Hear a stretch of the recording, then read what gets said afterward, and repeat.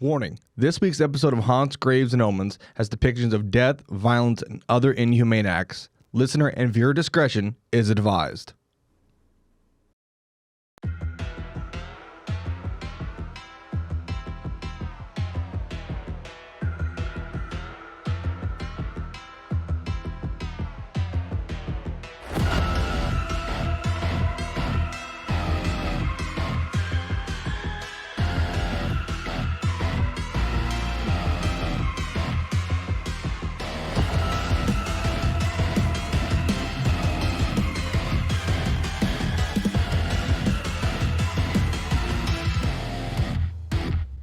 This reminds you of my time as an earthworm.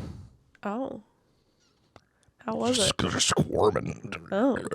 And then they were like, so you have to leave the Wendy's drive-thru. Do this in the lobby.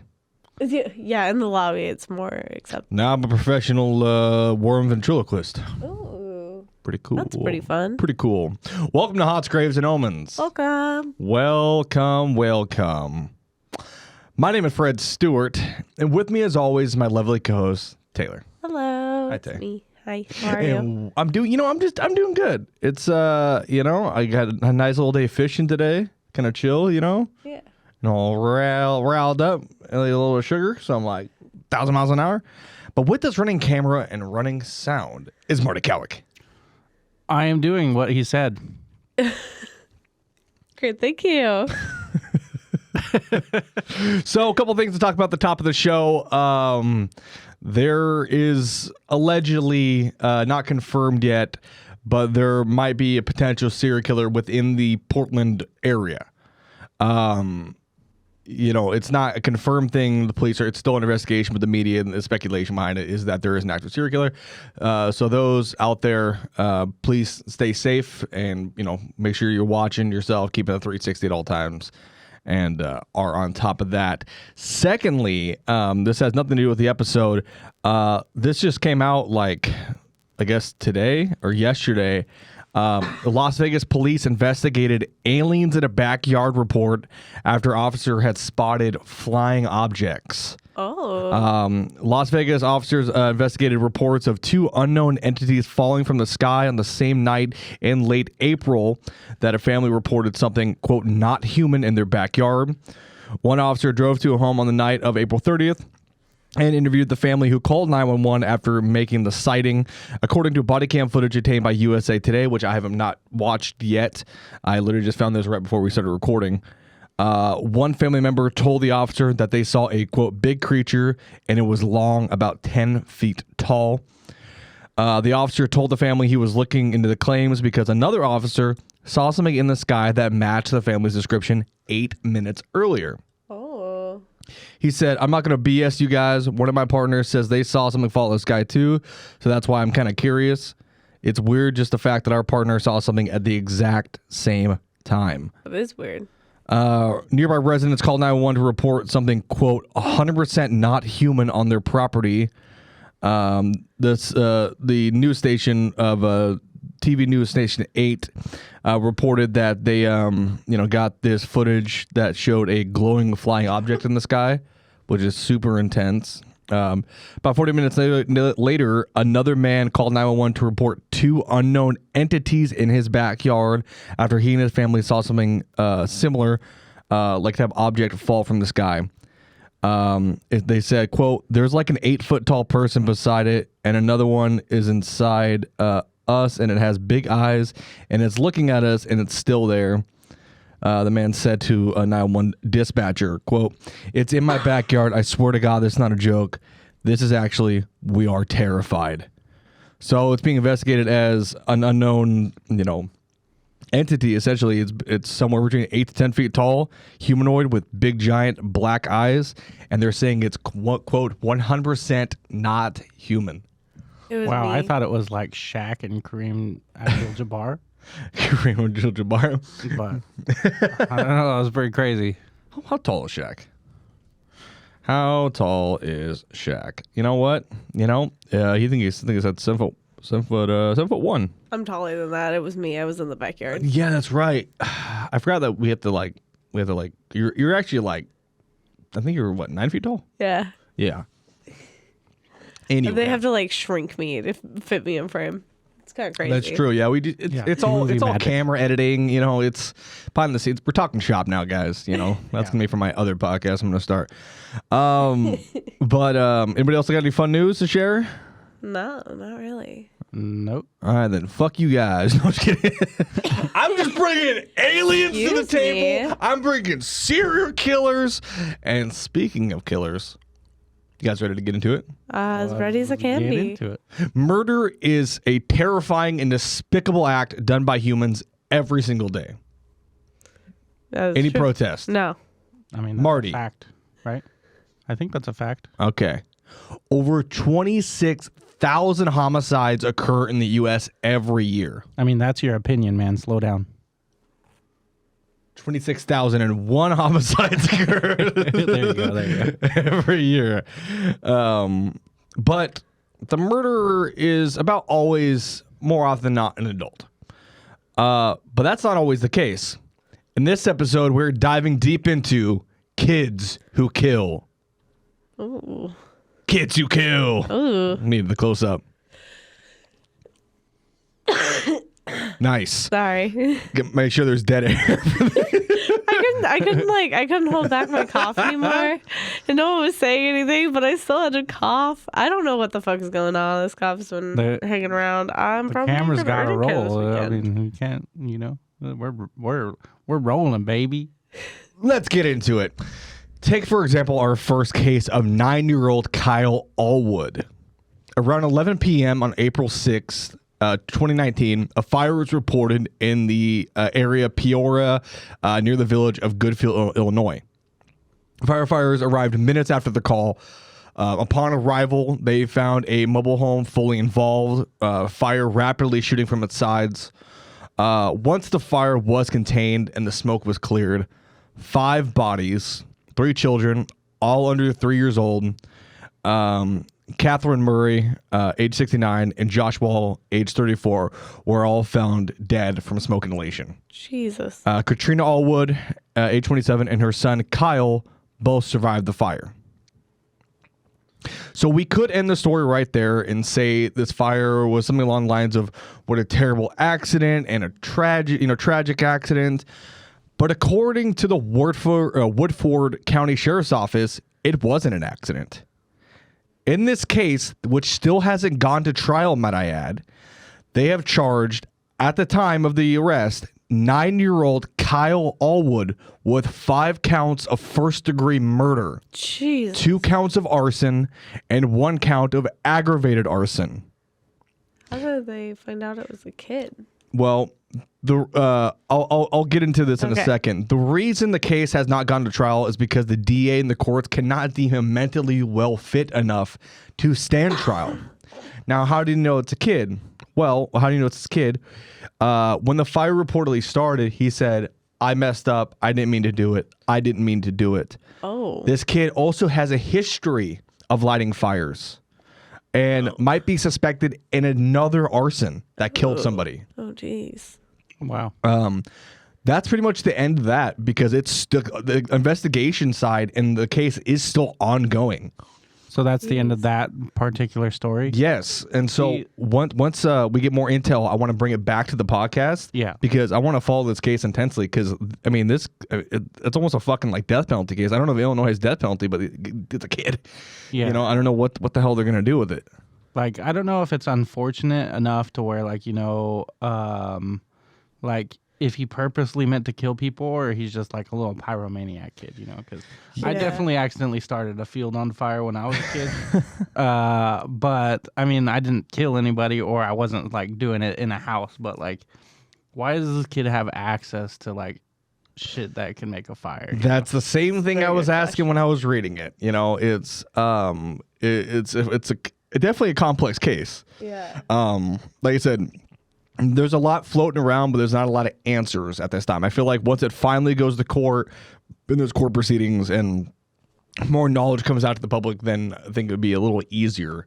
But at this current time, he is currently under arrest for 5 counts of first-degree murder, the 2 counts of arson, and count of aggravated arson. He's either gonna learn like not to fuck around, or like he's just gonna like I don't know. I don't know. Like I said, he suspected it in another arson. Yeah. So, I mean, if they're able to prove that he suspected in another arson, then it definitely might change some things. Yeah. You know, it's a really intense, fucked up case. Yeah, you know? that's fucking crazy. And we're starting off strong with that one. But we're going to get on to the next case. I wanted to bring that to everybody's attention, going to start the episode, give everybody's minds focused. The next case technically doesn't end in murder, but it was so close enough that I think that we should add it. Yeah. I'm going to set the scene for you guys, okay?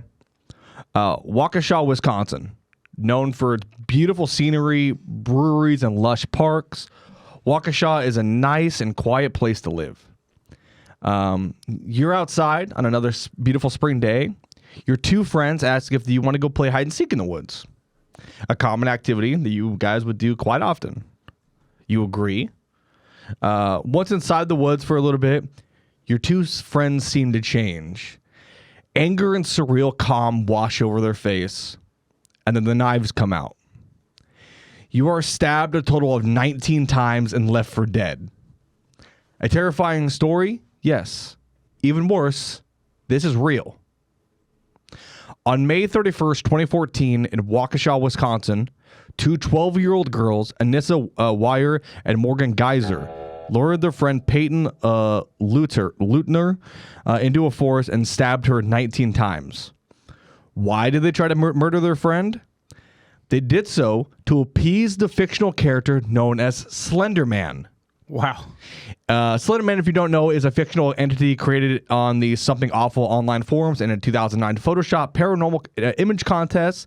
Slender Man's myths were later explained by other people who created fan fiction, artist depictions, video games that I've played that are fantastic. Yeah. Slender Man, The Pages. Yeah. Fucking love that game. It's one of my favorite games in the entire world. It's made me fall in love with the horror genre of video games. People made like videos, like fake videos of Slender Man, like shit, just common. He's an internet cryptid is the best way to describe it. He's an Slender internet Man, cryptid. He definitely like took over, like the whole like creepypasta, like spooky stories Exactly. side of things. Like when I was growing up, like totally. I just remember like all the games. I remember this case coming out, and it just was crazy. Like all of it. Yeah.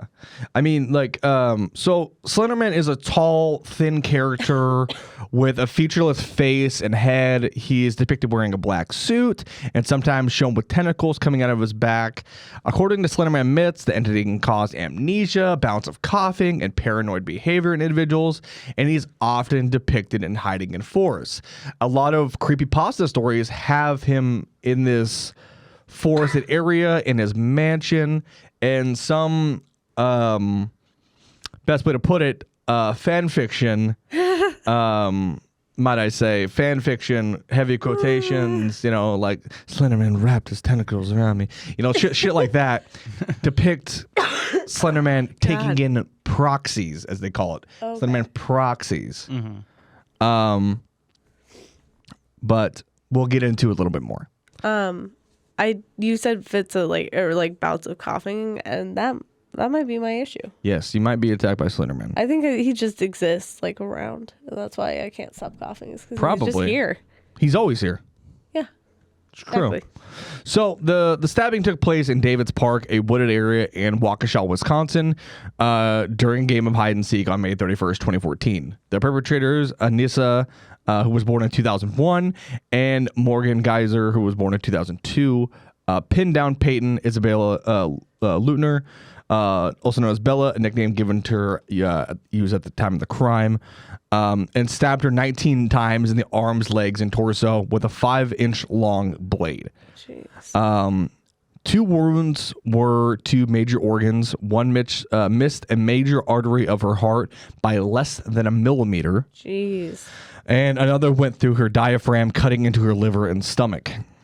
God. So, Weir and Geyser told Leutner to lie down while they would go find help, but they did not get any upon leaving. Afterwards, Leutner somehow through the sheer will dragged herself through the woods to a nearby road where she was found by a cyclist who then called 911. About 5 hours later, Weir and Geyser were apprehended near Interstate 94 at a furniture store after walking 4.9 miles. The knife used in the stabbing was in a bag that they carried. Their goal was to meet Slender Man at his mansion called, get this, Slender Mansion, in the Nicollet National Forest, roughly 200 miles from their location. Oh. Wow. During their interviews, Geyser was described as feeling, quote, no empathy, while Weir was described as feeling guilty for stabbing the victim, but both felt that the attack was needed to appease Slender Man. That is pretty crazy. Like, to have that in their heads. Yeah. Mm-hmm. I mean, it's crazy that happened, because I'm a little surprised, like, more things with, like, involving Slenderman didn't happen, just because of how, like, big of a cult following almost he has. Yeah, I mean, I do, yes and no. I mean, I feel like it's kind of like, look at the clown phenomena, where the killer clowns, where people like started dressing as killer clowns, and then people started fucking blasting people dressed as clowns. You know, that is fair. So I mean, it's just well, we're gonna get into the mental states here in a second, but like, it's just I don't know. It's like this weird indoctrination with the internet that, I mean, all of us grew up with the internet, right? Yeah. And as far as I know, we've never killed somebody for an internet crypto. Yeah, no. I have not. Not yet. But what I'm saying is, speak for yourself. Well, yeah. What I'm saying is, like, what these people aren't, these kids, I mean, they're fucking adults now, but like, these kids aren't too far away from, like, our age. Yeah. You know, they're especially pretty, your age. Yeah, I know. Hearing 2001, it's like, oh. 2001, 2002. Like, those are way too close. Yeah, like they're close to your age. Yeah. But I mean, 12 years old, and they're stabbing their friend to death. Some positive news about the attack, if any. Leutner left the hospital 7 days after the attack, and she returned to school in September of 2014. So hopefully, as far as I know, she's doing okay. But as for Geyser's mental status, while growing up, Geyser experienced many hallucinations, such as ghosts, colors melting down the walls, imaginary friends, one named Maggie and another named Sev. One hallucination occurred was a man of Geyser named It, whose body was the color of smoke and ink that stood behind her in mirrors or shifted around corners, similar to that of Slender Man. That's definitely some hardcore schizophrenia. I mean, I know for males, when schizophrenia starts coming in, it usually happens a little later. It generally is the same for women too. Yes, but it's not unheard of, right? Yeah. Now, is this a case of overactive imagination? Is this child experiencing some sort of paranormal phenomena? On top of having some sort of mental health issue? I'm not sure. But after the arrest, Geyser's mother, Angie, stated that she became, quote, forwardly psychotic. Corrections officer saw Geyser talking to herself often, pretending to be a cat, and keeping ants as pets. She saw unicorns, as well as had a continuous conversations with Slenderman and other fictional characters, such as Severus Snape. Oh. So that's cool. Just out here having conversations with Snape. I guess. Yeah, I guess. And then, sorry if Taylor keeps coughing. She's got something going on in her lungs.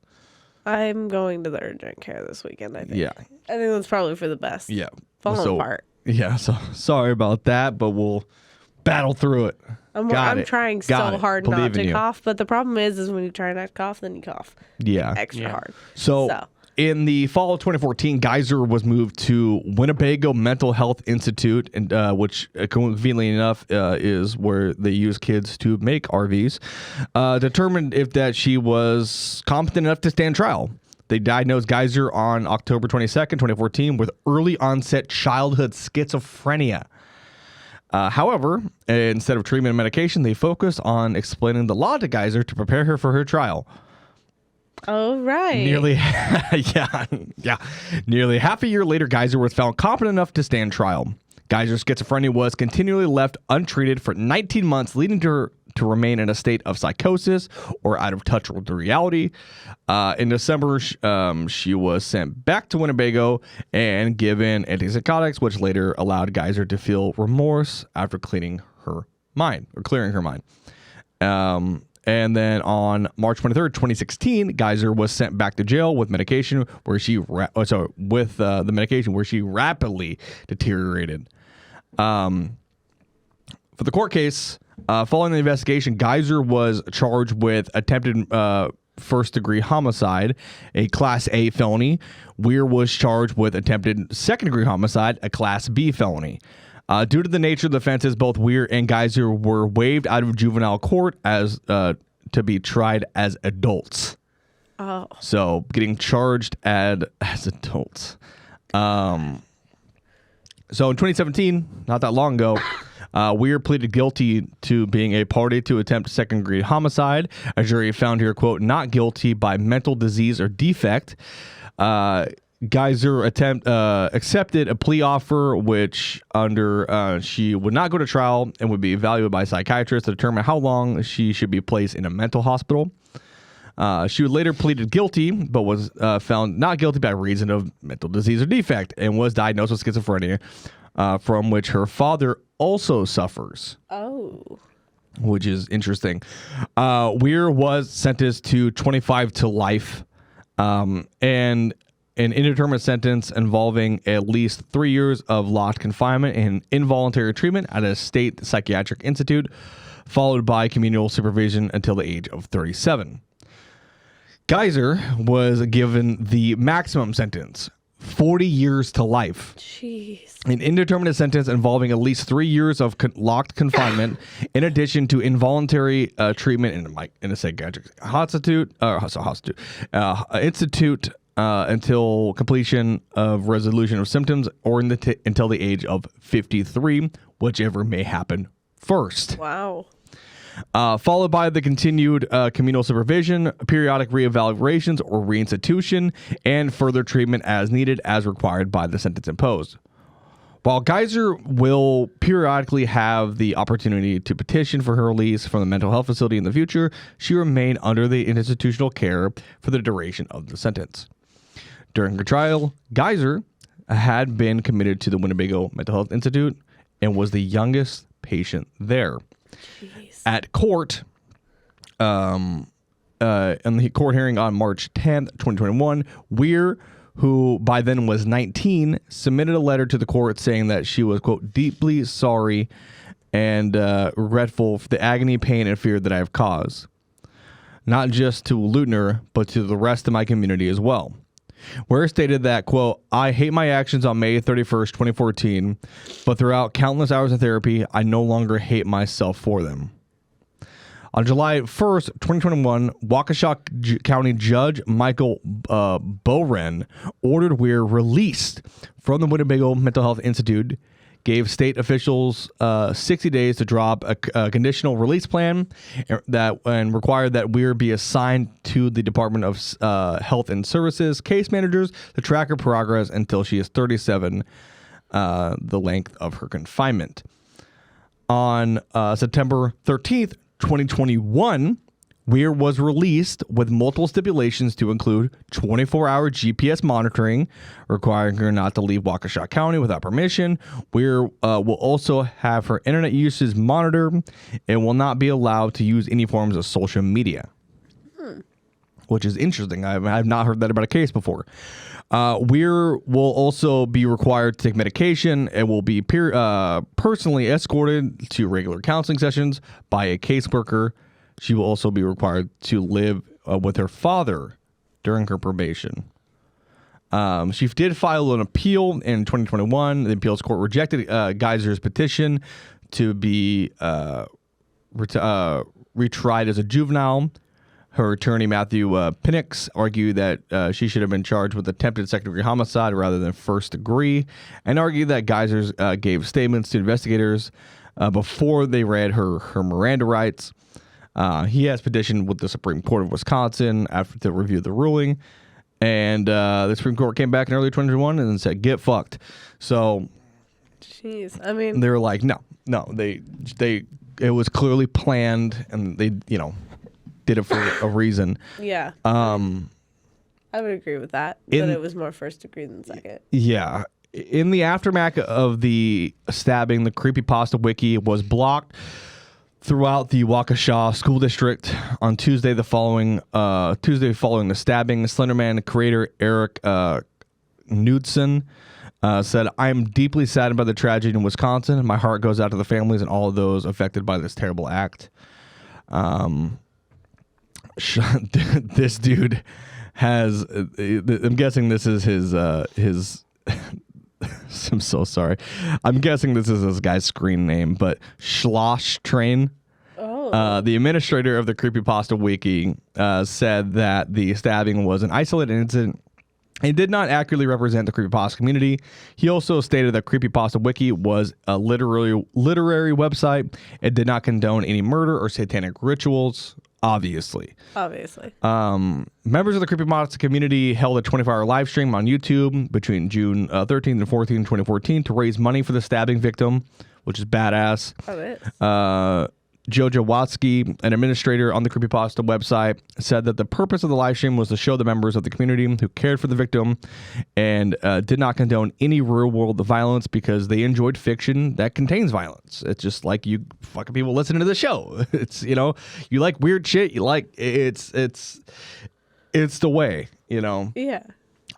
People like what they like. Doesn't mean we're going to go kill people. On August 12th, Governor Scott Walker issued a proclamation declaring Wednesday, August 13, 2014, Purple Hearts for Healing Day.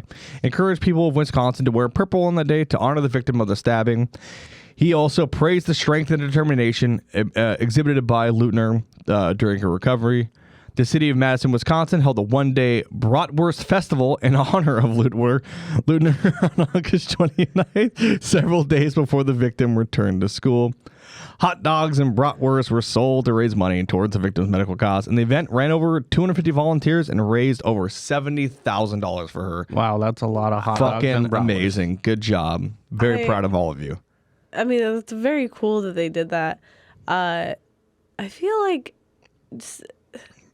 It's very Wisconsin. Yeah, I was gonna say that whole thing is very, very Wisconsin. Like, There you go. We got to help these kids. These kids are she just had the toughest time, and I think I know it's gonna just kind of heal that hole in her heart. You know what I mean? It's gonna be all this bratwurst and hot dogs, and I fucking love that for some reason. That's so. It's so cute. Aaron Rodgers came out here and threw a block of cheese to everybody. Yeah. Aaron Rodgers came out here and he said, "Oh, I got you, bud. I got you a bratwurst here, pal." I love that. I think that's just a really cute way to end that story. I love it. It's so wholesome and so sweet. But from here on out, I did a warning at the beginning of the show. From here on out, it is about to get fucking dark. Like lights off dark. all right. It's gonna get fucked up. I keep saying that. Literally, the story I'm about to tell and the story after, are some of the most awful shit that I've ever had to type out and read. Specifically, the story after this is something that I've wanted to do for a long time and tell the story of because it's fucking terrifying. So, all right. Now that we've heard stories of child arsonists who killed his family and how two 12-year-olds try to kill their friend, it only makes sense that we talk about a serial killer. All right. Craig Chandler Price, born October 11th, 1973, born and raised in Warwick, Rhode Island. Price made history in the darkest ways a human can by becoming a serial killer at just 13 years old. Jesus Christ. So, Price committed his first murder at the age of 13 in Warwick, Rhode Island on the night of July 27th, 1987. Price broke into a home that was only 2 houses away from his own, whereupon he took a knife, from the kitchen and stabbed 27-year-old Rebecca Spencer 58 times, killing her. Jesus. A little over 2 years later, Price was 15-year-old freshman in high school when he murdered 3 other neighbors on September 1st, 1989. Price, high on marijuana and LSD. Sorry, this part's really fucked up and it's making me. I'm gonna get like sick. Sorry.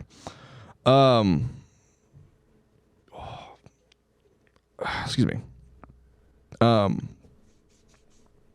He stabbed 39-year-old Joan Heaton 57 times, her 10-year-old daughter Jennifer 62 times, and crushed Heaton's 7-year-old daughter's Melissa's head, and inflicted 30 stab wounds to her. Jesus. Sorry. Christ. The stabbings were so brutal that the handles of the knives broke off during the attack, and the blades were left inside of the victims. Sorry. That's gnarly. Yeah. That's absolutely. At 15 years old. Jesus. At the time, the brutality of the murders was mostly unknown due to Price's sealed records. According to law enforcement officials, Price had no remorse when confessing to the crimes. And as for a motive, Price himself claimed racism by white people beginning when he was a young child was a factor, and that the first time he wanted someone to die is when a group of white adults allegedly shouted racial slurs at him and tried to run him over with the car when he was a young boy. He's an African-American man. Price calmly confessed to his crimes after he was discovered. He was arrested a month before his 16th birthday. He was tried and convicted as a minor. Wow. Again, this is 87. Yeah. By law, this meant that he would be released and his criminal records would be sealed until he was 21. Price bragged that he would, quote, make history when he was released. In the case that led to the changes in state law to allow juveniles to be tried as adults for serious crimes, but these could not be applied retroactively to Price. Rhode Island residents formed a group of citizens opposed to the release of Craig Price to lobby for his continued imprisonment due to the brutality of his crimes, and the opinion of the state psychologist that he was a poor candidate for rehabilitation. During his incarceration, Price had been charged with additional crimes, including criminal contempt for refusing a psychological evaluation, extortion for threatening corrections officer, assault and violation of probation. Violation of probation for fights while in prison. He was sentenced to an additional 10 to 25 years, depending on his cooperation with treatment. Craig Price is the youngest serial killer in U.S. history. God. Wow. At the time that he has been incarcerated, he has also found ways to rack up more charges. An officer from the Rhode Island Department of Corrections said Price has been booked twice for fighting since leaving adult correctional institutions in Cranston. Price was denied parole in March 2009. His release was set for May of 2020. In 2004, he was transferred from Rhode Island to Florida to serve time due to his violent tendencies. In Florida, on July 29, 2009, Craig was involved in a prison fight with another inmate. While breaking up the fight, one of the corrections officers was stabbed in the finger by a handmade shiv in Price's possession. In the wake of the prison fight, Price was transferred to another facility. On April 4th, 2017, Price was accused of stabbing a fellow inmate, Joshua Davis, in the Swanee Correctional Institution in Live Oak, Florida, with a 5-inch homemade knife. On July 18, 2019, he was sentenced to 25 years for his crime, and he is still currently incarcerated. I mean, honestly, good, because that doesn't seem like someone who should be out in the public. No. Sorry, I got a little teary-eyed there. That story fucked me up. Yeah, that one's pretty gnarly. Yeah, no, that's absolutely understandable, justifiable, and Yeah. So these next two stories they're gonna one's gonna play into the next one, essentially. It's gonna I know I said it's gonna get dark, and it got dark. It got real fucking quiet in here. But You guys ready? Yep. So, 1997, Titanic, Buffy the Vampire Slayer, Men in Black, and a few more questionable fashion choices ruled the day, and they were all the rage. I'm sure that it was being talked about in the town of West Paducah, Kentucky. School was just about to be in session at Heath High School. The sounds of gossip and slamming lockers filled the halls in this learning establishment. 14-year-old Michael Carneal was riding with his sister. He was carrying a long object wrapped in a blanket. He dismissed his sister's worries when she asked what it was, and he said, "Oh, it was just an art project that he was working on." In reality, it was a shotgun and a rifle. At approximately 7:45 a.m., they arrived at school. Carneal then reached into his pocket, grabbed his earplugs, and inserted them into his ears. As he exited the vehicle, he reached into his bag, grabbing the loaded Ruger Mark II .22 caliber pistol, and began to fire. He fired 10 shots into the crowd with no clear target. According to survivor Brittany Thomas, she turned to face the noises and was, quote, staring down the barrel of a gun. Jeez. Another member of the group, Benjamin Strong, testified that Carneal dropped the gun on his own accord after the shooting and surrendered to the principal, saying, "Kill me, please. I can't believe I did that." But the damage was done. 3 were dead, 5 were injured. Of the dead was Nicole Hadley, a 14-year-old freshman who played in the school band and was on the freshman basketball team. She was kept alive until 10 p.m. the evening of the shooting. Her family had just moved to Paducah from Nebraska the year prior. Her parents were praised for donating her organs after her death. President Bill Clinton cited this courageous decision in his proclamation 7083 on National Organ and Tissue Donor Awareness Week in 1998. Jessica James was a 17-year-old student and member of the marching band. She died in surgery that afternoon. Casey Stager was a 14-year-old sophomore, a clarinetist at the school band, and a member of the HGOP group and softball team. She died in the hospital about 45 minutes after the shooting. She was a honor student and member of Law Enforcement Explorers Post 111 and wanted to be a police officer. Of those wounded who did survive is Shelley Schauberg, who was 17. She was described by a principal as the school's best female athlete, voted Miss Heath High School by senior class. Shelley was homecoming queen. Although her injuries from the shooting prevented her from playing basketball, her college honored her basketball scholarship, and she went on to play college soccer. No. And Melissa Missy Jenkins, 15, was the president of the Future Homemakers of America. She was paralyzed from the chest down after being shot. She appeared on numerous national and local television shows, talked to newspaper reporters, and appeared on 2 TV commercials for Channel 1 News, an educational channel that reaches schools throughout the country. And she was actually featured on the homepage of YouTube in 2007. Kelly Hard Alslip was 16 at the time. She was a member of the softball team in the Future Homemakers of America. And then she eventually got out of that school due to some PTSD. Holland Holm was 14, was a member of the academic team, the Spanish club, he was a science Olympiad. His valedictorian speech in the class of 2001 graduation, he reminded the class that they had lost not 1 but 2 class members on December 1st, 1997.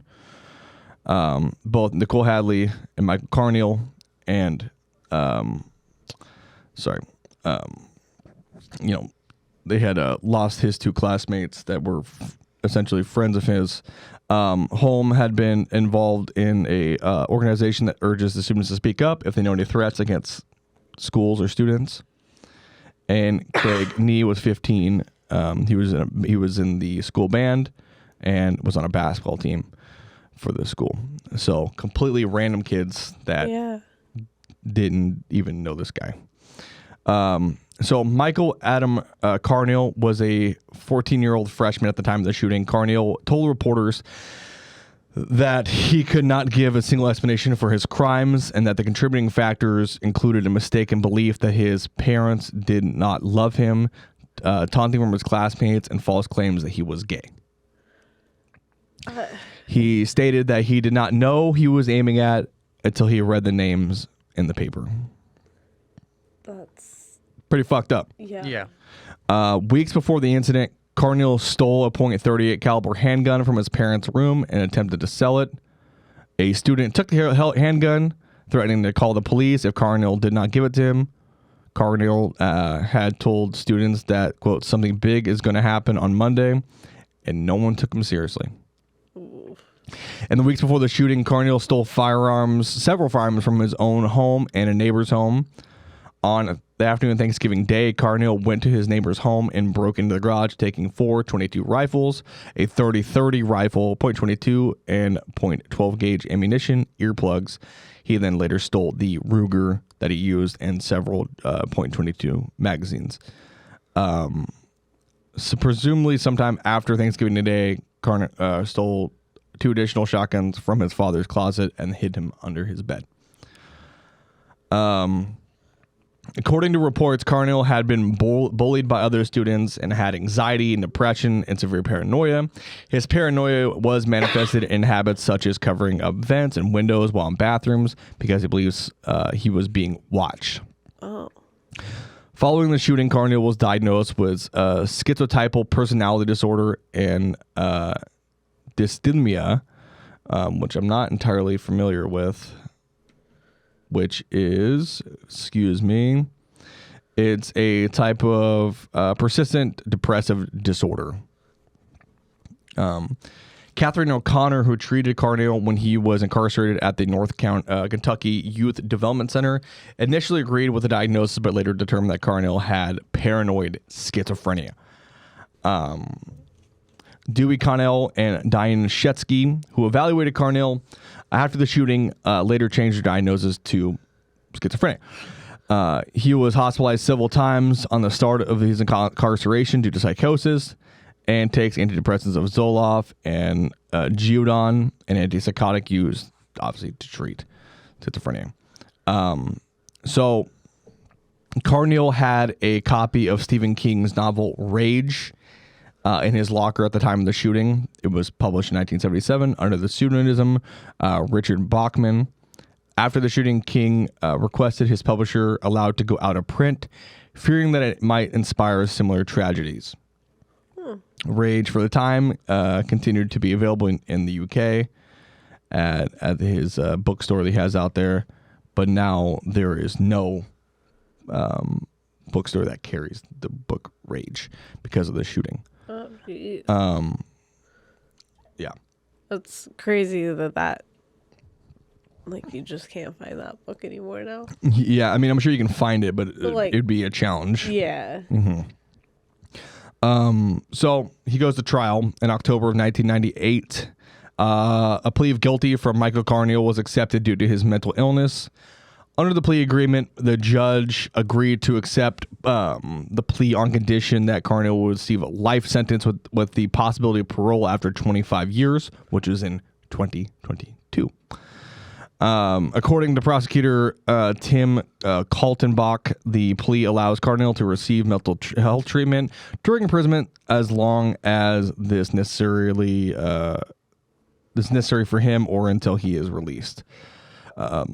He was then transported to the Kentucky State Reformatory in LaGrange when he turned 18, which is where he remains. Prior to that, he was held in North Kentucky Youth Development Center, and he kind of just bounced around in different places over the years as he grew up and had to go to some different correctional facilities. In 2007, he filed an appeal claiming that he was too mentally ill to plead guilty to the shooting at Heath High School. He asked Kentucky Supreme Court for a retrial. Prosecutors appealed, and the Kentucky Supreme Court rejected his request. Get fucked. Carneal will continue to serve out his sentence. Good. In 2021, he attempted to withdraw his plea, claiming he was mentally ill at the time. He made it. Later in the year, the U.S. 6th District Court of Appeals denied the request. Get fucked, stating that he should have acted sooner. You stupid bitch. I'm gonna talk about shit as I can to these fucking scumbags. Yeah. He originally was scheduled to be eligible for parole in November 16, 2022. However, his hearing was scheduled for September of 2022. And I'm not entirely sure. Or I guess right here, I must have added it. On September 26, 2022, the parole board unanimously denied Carneal's bid for parole and ordered him to serve out the remainder of his life sentence. Good. Later, bitch. The quote, serve out ruling under Kentucky law means the inmate in question cannot be considered for any possible future parole hearings. Oh. Kentucky, this isn't Kentucky. He's gone. This means Carneal's life with parole sentence is now effectively life without parole or whole life sentence. Oh. Yeah. I didn't know that was a thing, really, but that's fucking crazy. Yep. It's pretty gnarly, huh? Yeah. I mean, to be fair, kind of just deserves to stay in prison. But Yeah. Oh, fucking fries ass. Yeah, that it's just so like yeah, it's such a tough one, you know. It's fucked up all around. And I'm so the one time the courts work. Yeah. You know, and they're like you should have acted sooner, stupid. You fucking asshole. Yeah. Yeah. But little did anyone know about the shooting that it was only the beginning of how Americans look at schools. Yeah. This next part, and I'm going to spoil her now, is going to continue into part 2 after this. This episode's already pretty heavy and it's already pretty dark. Yeah. But we'll just get into it. You guys ready? As ready as You I guys can mentally prepared for this one? be. As much as we can be? Yep. Okay. April 20th, 1999. 11:18 a.m. Columbine, Colorado. In just 60 seconds, an event so violent and tragic will change the way the world looks at schools in the United States. While the perpetrators of this massacre are technically adults at the time of this, it occurred shortly after their 18th birthdays, and for the sake of the argument, I've included it in this episode. This is the story of the Columbine High School massacre. In a murder spree that lasted less than 1 hour, 15 were dead and 24 were injured, and a nation was forever changed. Who committed such a horrific and barbaric act? Dylan Klebold and Eric Harris. So, Eric Harris was born on April 9th, 1981 in Wichita, Kansas. The Harris family relocated often as Harris's father was a U.S. Air Force transport pilot and his mother was a homemaker.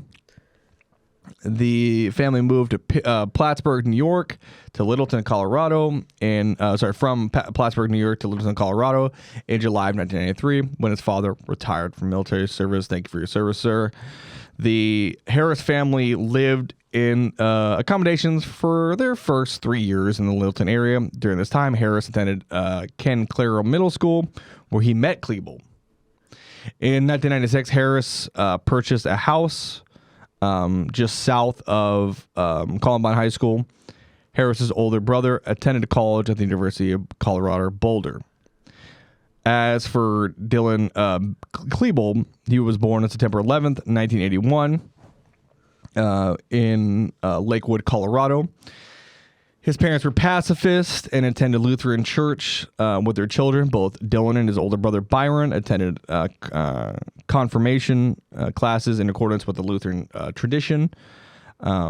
As had been the case with his older brother, Klebold was named after a renowned poet. In his case, the playwright Dylan Thomas.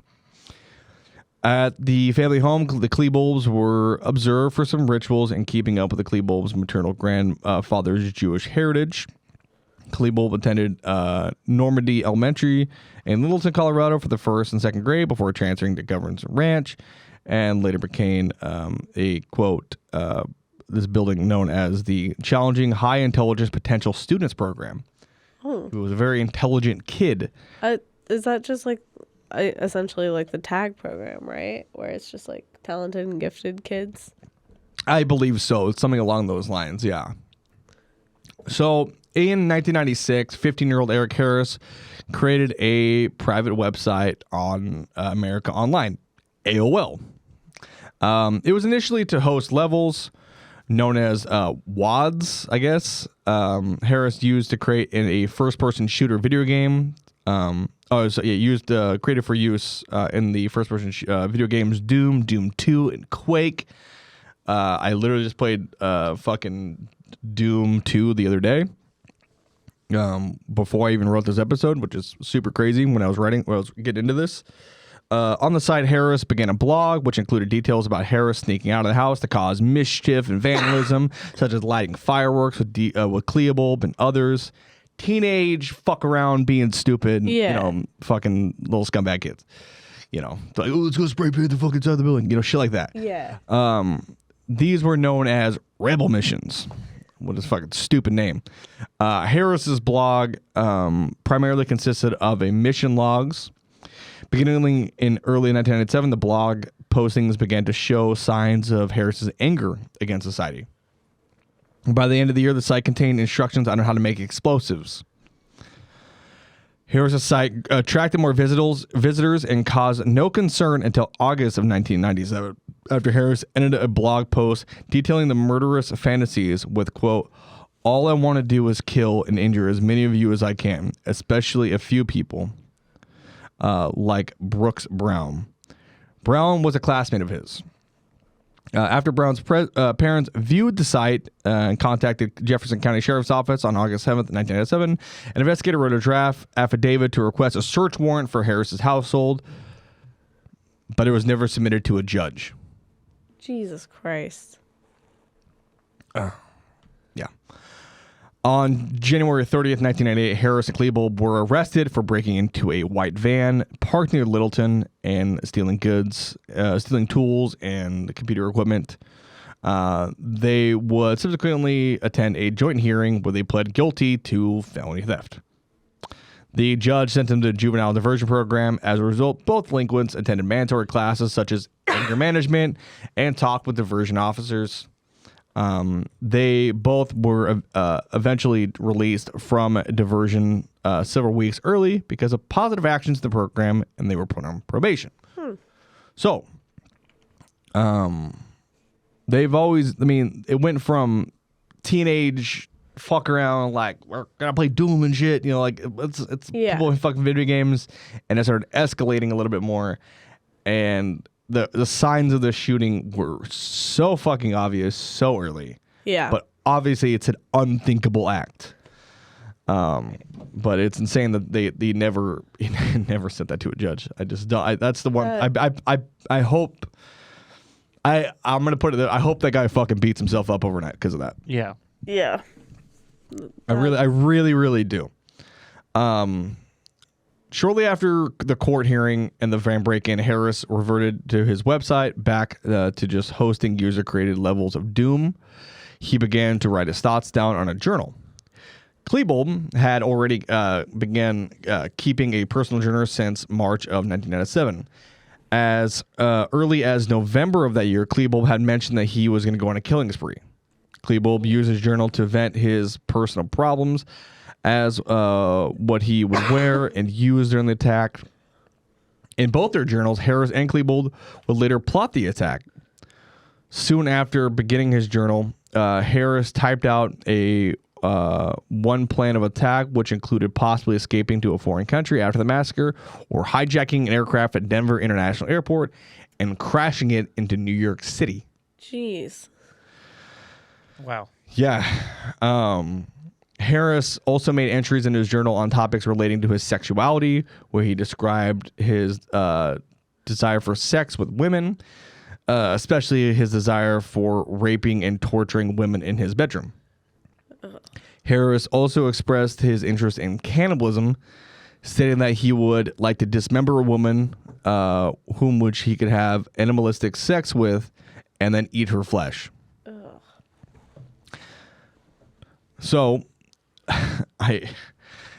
at some point you got to think that his fucking parents are just like coming in like, tuk, tuk, tuk, tuk, tuk. Honey, what you writing? It's like, oh, nothing, Mom. It's like, okay, you're not writing about fucking wanting to eat dead women, right? It's like, no, definitely not. Me, never. Okay. Not a chance. But again, it's an unspeakable act that no parent expects. Yeah. Maybe should be paying a little too more closer attention to their kids. So Harris and Klebold's schoolwork also foreshadowed the massacre. They both display themes of violence in their creative writing projects. In December 1997, Harris wrote a paper on school shootings titled Guns in School and a poem of a perspective of a bullet.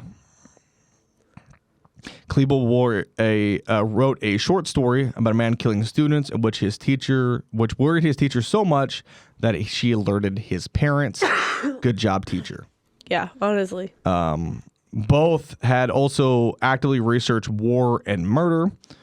For one project, Harris wrote a paper on Nazis, and Klebold wrote a paper on Charles Manson. Now, if you were in a class where that was supposed to happen, a little bit different story. Yeah. About the inhumane acts that these people took, but I'm guessing that it wasn't the case. Right. In a psychology class, Harris wrote that he dreamed of going on a shooting spree with Klebold. Harris' journals described several experimental bomb detonation methods. Nearly a year before the massacre, Klebold wrote a message in Harris's 1998 yearbook: "Killing enemies, blowing up stuff, killing cops. My wrath for January's incident will be godlike, not to mention our revenge in the Commons." The Commons was slang for the school cafeteria, which is definitely foreshadowing later on. Yeah. Yeesh. Yeah. It's fucking intense. Yeah. A lot of anger, a lot of rage right away. Right. So, Dylan Klebold and Eric Harris were both enrolled in video production classes and kept 5 videotapes that recorded with school video equipment. Only 2 of these, quote, Hitman for Hire and Rampart Range, were part of a third known as Radioactive Clothing, have been released. The other 2 have not. The remaining 3 tapes detail their plans and reasons for the massacre, including the ways that they have hid their weapons and deceiving their parents. Most were shot in the Harris family basement and are thus known as the basement tapes, which I have actually seen. And they are fucking wild. Yeah. Like, oh my God. 30 minutes before the attack, they made a final video saying goodbye and apologizing to their friends and family, which I've also seen. And that one is fucking scary.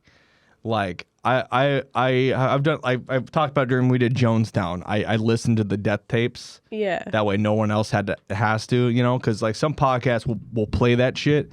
If you want to fucking find it, go find it yourself. I'm not going to give it to you. But fuck me, man. That was it gives me like chills thinking about it. Yeah. It was, imagine looking into the eyes of a person like fucking John Wayne Gacy or Ted Bundy right before they're about to kill. It was like that, but it was 2 teenagers. Jeez. Wow. And it was just they're like joking around and they're like, oh, fucking, they're pulling like the Tech 9 out of I mean, just, it's so fucking scary. It's so scary. And it was scary that it's fucking real. That's what's so scary about it. In December of 1999, before anyone besides the investigators had seen them, Time Magazine published an article on these tapes. The victims' family members threatened to sue Jefferson County. As a result, select victims' family and journalists were allowed to view them.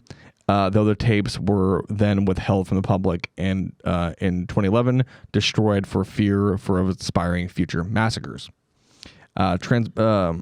Transcripts of some of the dialogue and short clips reported surreptitiously by victims still exist, and there is some footage still out there. It's not the full tapes, but it's just a little bit of footage, and that's the ones that I saw. The pair claimed that they were going to make copies of the tapes and send them to the news stations, but never did so.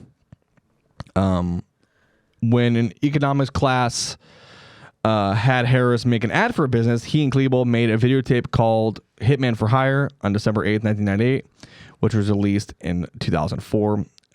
It depicts them as part of the trenchcoat mafia, a cliche in the school who wore black trench coats and opposed jocks, extorting money for protecting preps from bullies. Klebold and Harris described them. Klebold and Harris themselves were apparently not part of the trenchcoat mafia, but were friends with some of its members. They wore black trench coats on the day of the massacre, and the Hitman for Hire video seems to kind of be a dress rehearsal for it, showing them walking the school halls and shooting bullies outside with fake guns. Jesus. On October 21st, 2003, a video was released showing the pair doing target practice on March 6, 1999, and the foothills known as Rampart Ridge with the weapons they would use in the massacre. And that was the other one that I saw. Just bits and pieces of that. Before the massacre, Harris left a microcassette labeled Nixon on the kitchen table. On it, Harris said, quote, "It's less than 9 hours now," placing the recording sometime around 2:30 a.m. He went on to say, "People will die because of me," end quote. "It will be a day that will be remembered forever." God. Whew. Take a breather for a second. It absolutely surprises me that only one teacher ever actually paid attention, reported something, because Yeah. I don't know. I feel like with the Hitman for Hire video, I don't know. If you see that, you probably should have a talk with somebody, whether it's the parents or the kids, or send them to a counselor. There's a photo that I will put on our socials. You guys can look at it. But a few months before the shooting occurred, they actually took their class photo, with all of them. Mm-hmm. Where Dylan Klebold, Eric Harris, and some of his friends are in the back, and they're kind of making this rifle looking down the sights kind of thing. And to someone who, like I said, this isn't a thing that's common. It wasn't common, Yeah. So they're like, oh, they're fucking, it's like shit like that. Yeah. So they're just like, oh, they're just being weird, like those goofballs, not realizing that a few months later, tragedy would strike. So, in the months prior to the attacks, Harris and Klebold acquired 2 9mm firearms and 2 12-gauge shotguns. They were one was a High Point 995 carbine rifle kind of thing, and the other one was similar. It was a Tech 9. Harris had the High Point 995 carbine with 13 10-round magazines and a Savage Springfield 76 pump-action shotgun. Klebold used a 9mm Intratec Tech 9 semi-automatic handgun with one 52, one 32, and one 20-round magazine, and a Stevens 311 Delta double-barreled shotgun. Harris' shotgun was sawed off around 26 inches, and Klebold shortened his shotgun's length to 23 inches, a felony under the National Firearms Act. On November 22nd, 1998, one of their friends, Robin Anderson, purchased a carbine rifle and the 2 shotguns for the pair at the Tanner Gun Show, as they were too young to legally purchase the guns themselves. After the attack, she told investigators she had done so to believe the pair wanted weapons for target shooting and denied she had prior knowledge of their plans. Anderson was not charged later on, which is fucking insanity. But whatever. Harrison and Klebold held part-time jobs at the local Blackjack Pizza. Though Philip Duran, a coworker, Klebold bought a Tech 9 handgun from Mark Maines for $500 at another gun show in January 23rd. Maines, Maines' girlfriend, and Duran were all a part of the Rampart Rampage video, the one they were shooting in the woods. Yeah. After the massacre, Maines and Duran were both prosecuted. Each were charged with supplying a handgun to a minor and possession of a sawn-off shotgun. Maines and Duran were sentenced to a total of 6 years and 4.5 years in prison, but the other girl wasn't. Oh. Fucking funny how that works, huh? Doesn't make a lot of really sense there. odd. Yeah. It doesn't make any fucking sort of sense. In addition to the firearms, the complex and highly planned attack involved several IEDs or improvised explosive devices. Good? Yeah. Harrison Klebold constructed a total of 99 bombs. Wow. These included pipe bombs, carbon monoxide cartridges filled with gunpowder, called crickets, apparently, Molotov cocktails, propane tanks converted into bombs. The propane tanks were used later on in the cafeteria, in the shooter's cars, and another location intended as a diversion. For ignition, they used storm matches, cannon fuses, model rocket igniters, as well as timing devices built from mechanical alarm clocks for the propane bombs. During the massacre, they carried match strikers taped to their forearms for easy ignitions of pipe bombs and CO2 bombs. Jesus Christ. They fucking had every single thing planned out. Yeah. This is only just the prep. This isn't even the bad part yet. This isn't even the bad part yet. Oh God. Next week's gonna be fucking brutal, and I'm not ready for it.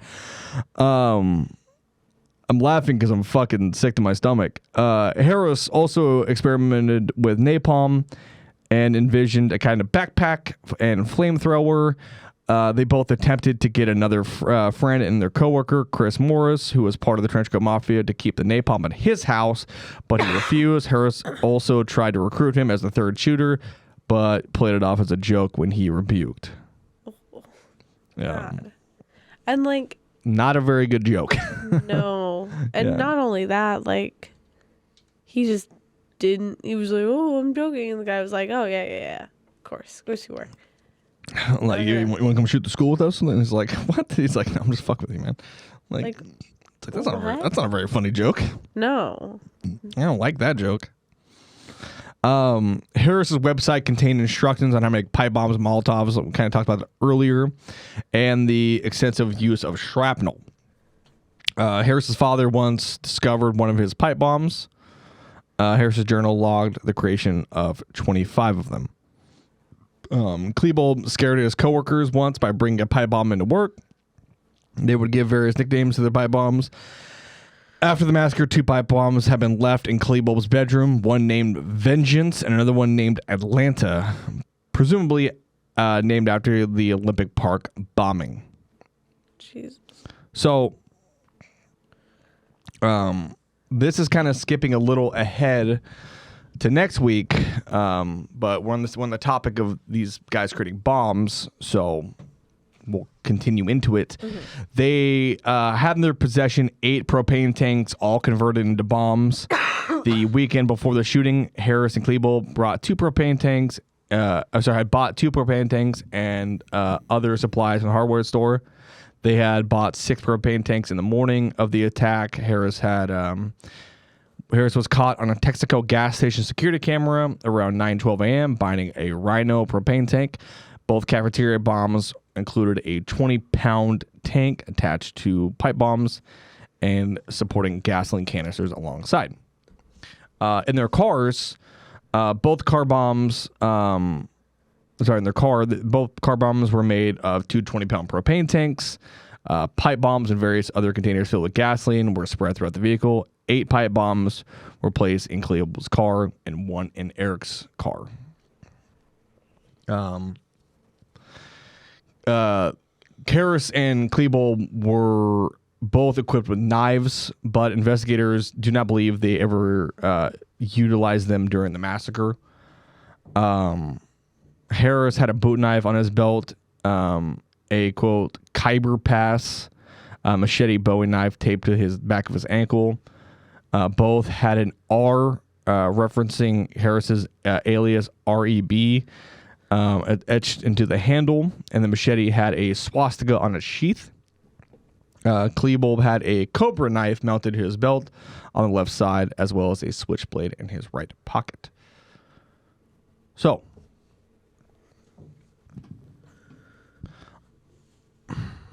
on Tuesday morning, April 20, 1999, Klebold and Harris placed 2 duffel bags in the cafeteria. Each bag contained propane tanks set to detonate during the A lunch shift, which began at 11:15 a.m.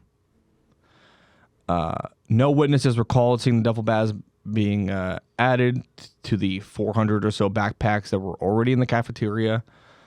Security staff at Columbine High School did not observe the bags being placed in the cafeteria. The custodian was replacing the school's security tape around 11:14 a.m. Shortly after the massacre, police speculated the bombs were placed during this tape change.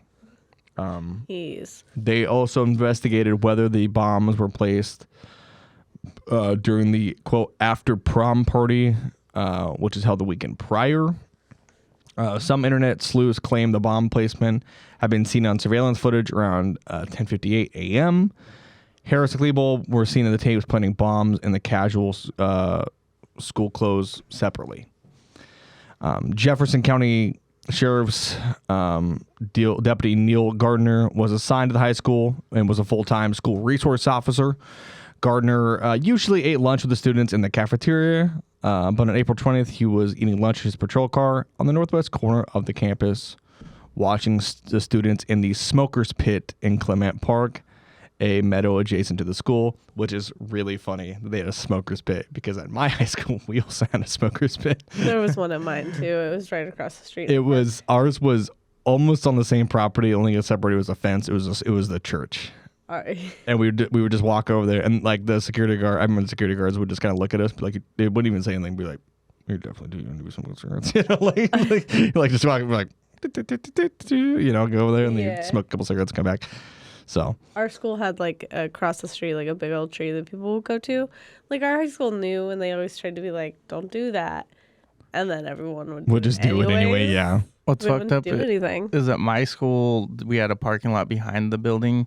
Then I went to an alternative high school, and the fucking principal would come out and smoke cigarettes too in the circle with the kids too. Oh my god, it's super fucked up, but at the same time, it's also kind of cool. Yeah, you know, he's just like, you guys are gonna do it anyway, so I'd rather you guys just be here. We can fucking watch your asses. Yeah, and smoke cigarettes. I don't give a shit. Want to fucking just show your fucking lungs? Just show your fucking lungs. I don't give a fuck. Just go to class. Anyway, 2 backpacks filled with propane bombs, aerosol canisters, and a small propane bomb were also placed in a field about 3 miles south of Columbine High School and 2 miles south of the fire station.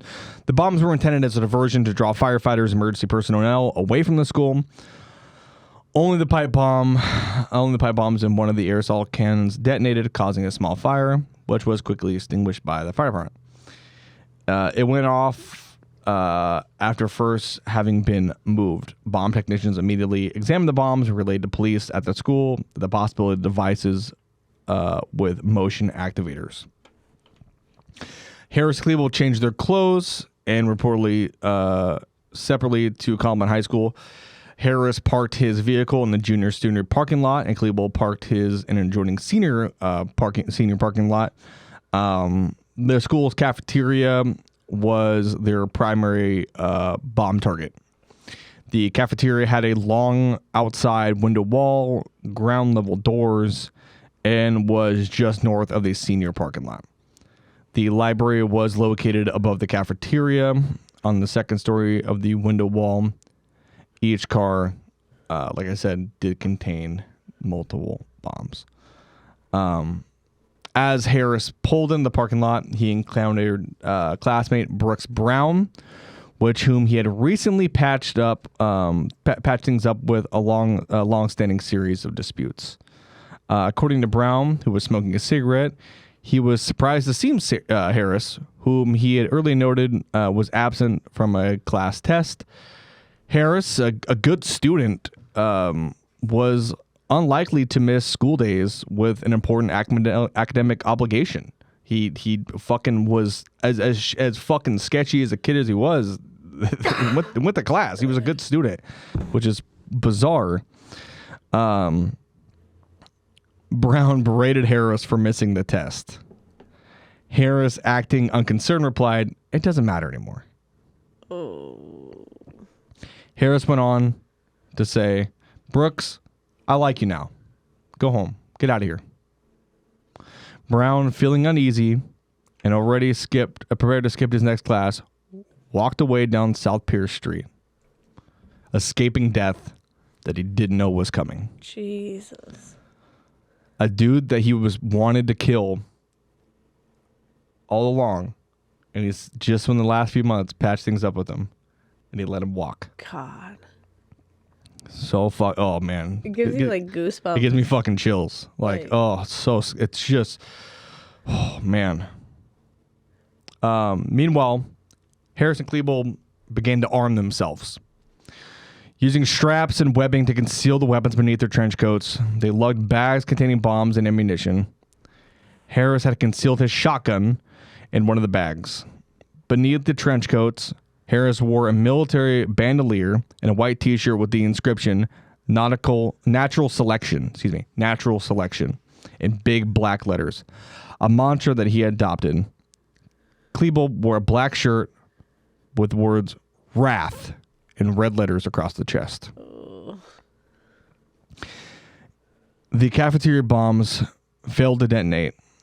Had these explosives detonated as intended, they would have killed or severely wounded the 488 students in the cafeteria Jesus. and damaged the school's infrastructure, collapsing the library into the cafeteria, possibly killing hundreds. Wow. And that is what we'll pick back up next week for part 2 of Kids Who Kill. Jeez. Okay. With just minutes to go until one of the worst school shootings in U.S. history. And I can't even say it's the worst because it's not. It's not anymore. Nope. Not at this. Not now. Like. Yeah. At the time, it absolutely was the absolute like worst thing. But like. It only got worse. Yeah. Everybody take a deep breath. Made it through part 1.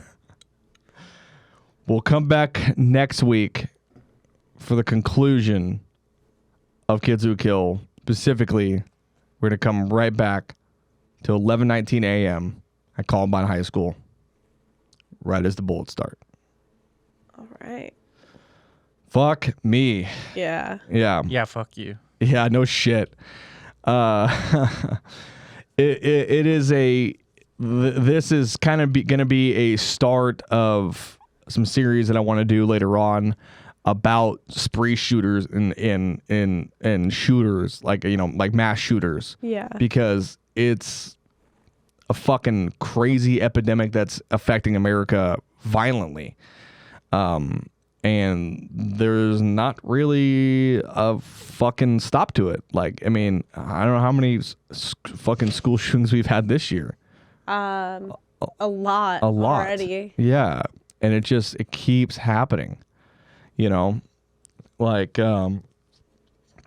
it's like we went to, when we were in Vegas to go see the ghost inside, we went to Mandalay Bay.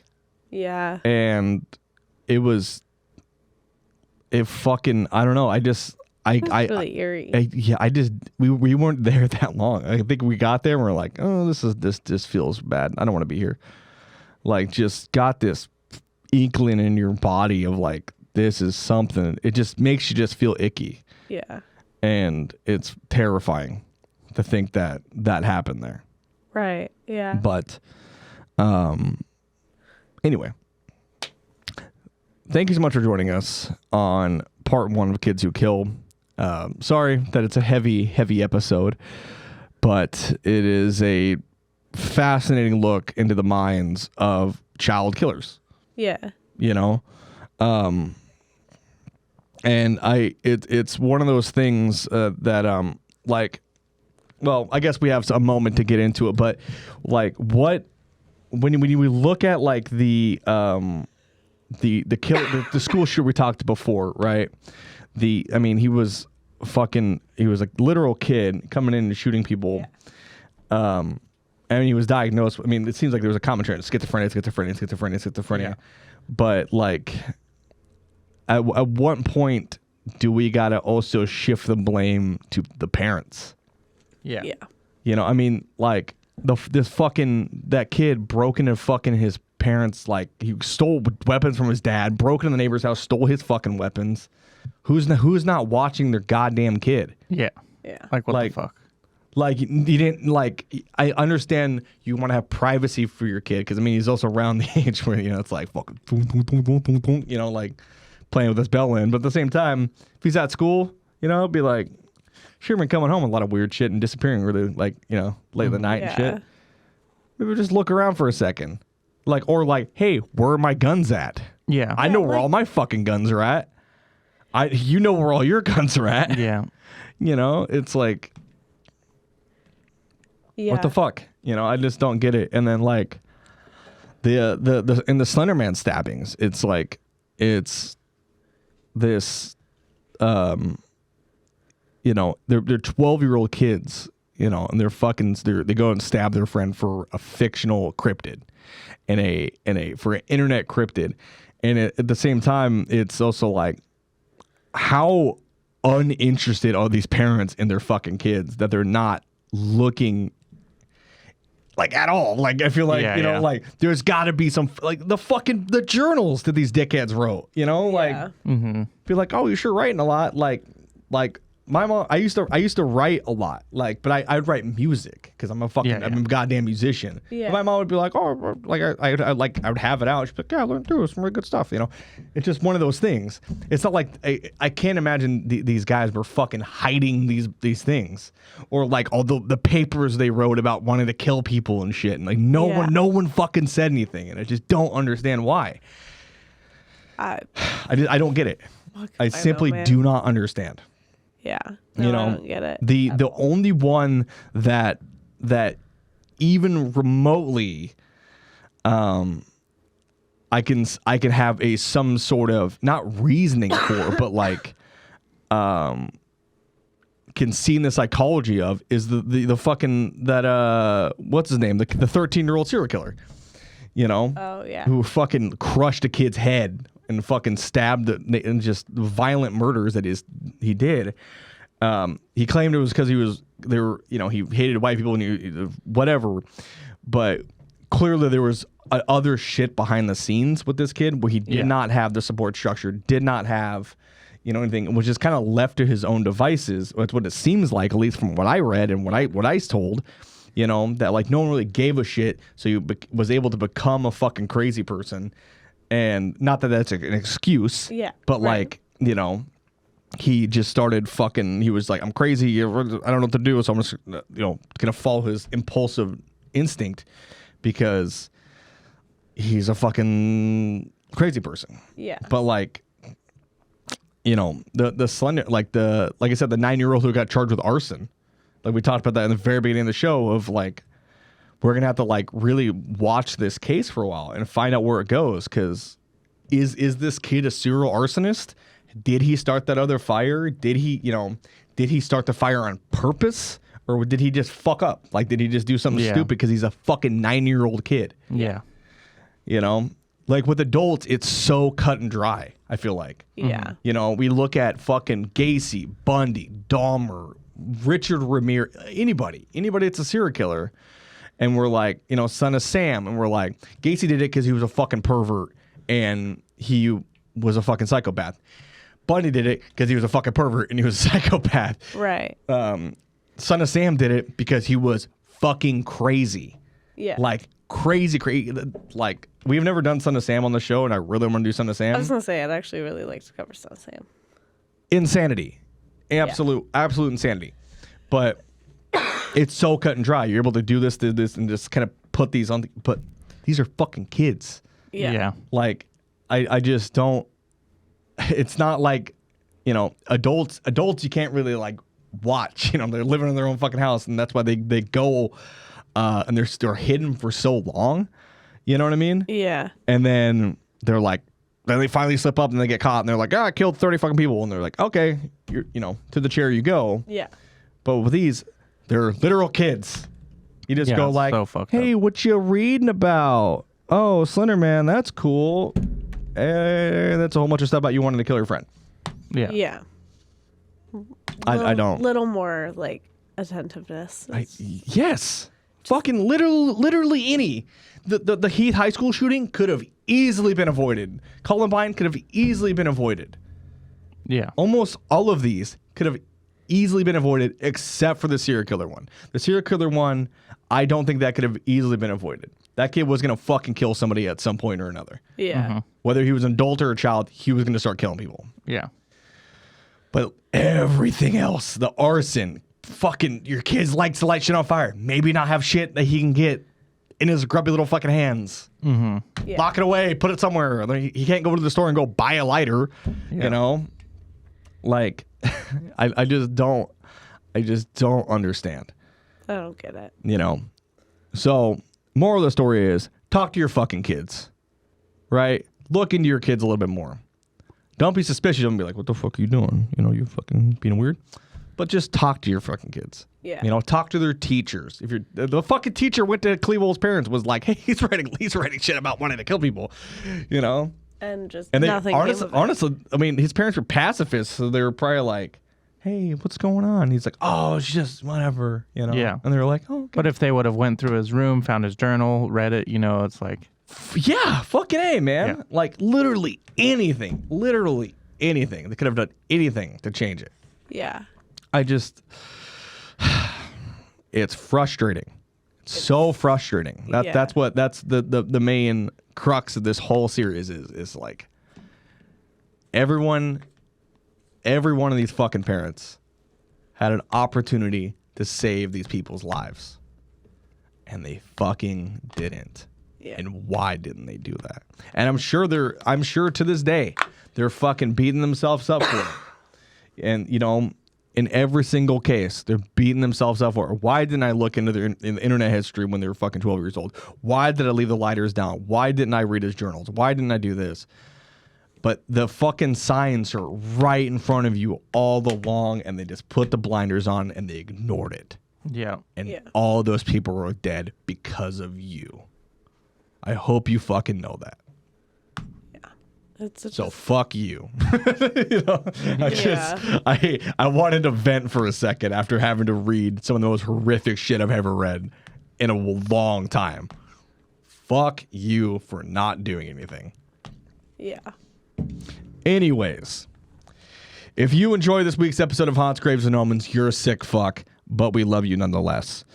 It feels weird doing plugs after that. But you can go on our link tree. It's in our bio. Find our socials. I'm not even going to fucking bother. You can find everything in there. If you want to maybe tell us a story, you know, did you survive, you know, getting almost killed as a child from another child? Did you see aliens? Were you the family in Las Vegas that saw a fucking 10-foot tall humanoid in your backyard? Because I definitely want to talk to you for fucking sure. I will absolutely call your ass on before the show and have you on the show and have you tell us your story, because that's fucking insane. Have you seen ghosts? Have you seen aliens? Have you seen cryptids? Have you seen Mothman recently? Looking a little fit. Email us, HGOPodcast. DM us on Facebook, fucking Instagram, at HGOPodcast, whatever. But you can even hit us up on our posts and our socials. You can follow me at I Hunt the Haunted on Instagram.